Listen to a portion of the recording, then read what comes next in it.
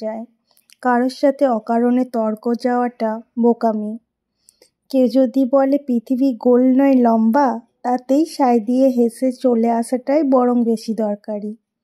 একটা বয়সের পরেই আপনি বুঝে যাবেন কেউ কারো চিন্তা ভাবনা বা মতামত আসলে বদলায় না। অন্তত তর্ক করে আপনি তা বদলাতে পারবেন না।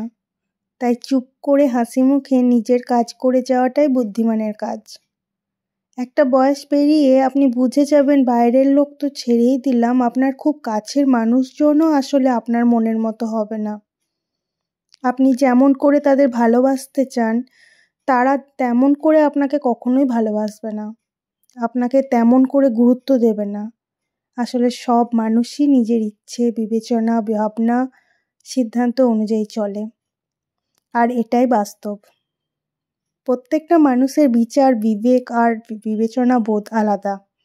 এটাই কঠিন সত্যি। আপনার মতামত, আপনার চিন্তা ভাবনা, আপনার জীবনবোধ, আপনার অনুভব একান্তই আপনার নিজস্ব। আর কারো তার নিয়ে ভাববার বা বোঝবার কোনো দায় নেই। এ কথা যত সহজে বুঝবেন তত আঘাত কম পাবেন। একটা বয়সের পর মানুষ বুঝে যায় মানুষের কাছে বেশি ভালো হওয়ার চেষ্টা করে, কারোর প্রতি বেশি আপনতা দেখিয়ে, বেশি কর্তব্য করে বা কাউকে বেশি ভালোবেসে সবসময় নিজেকে কারো কাছের মানুষ, কারো নিজের মানুষ, কারো ভরসার মানুষ তৈরি করা যায় না। মানুষ আপনাকে ঠিক ততটুকুই ভালোবাসবে, ততটুকুই গুরুত্ব দেবে, ততটুকুই সম্মান বা অগ্রাধিকার দেবে, যতটা তার নিজের জীবনে আপনার প্রয়োজন, গুরুত্ব বা স্বার্থ থাকবে। তার বেশি এক চুলও নয়।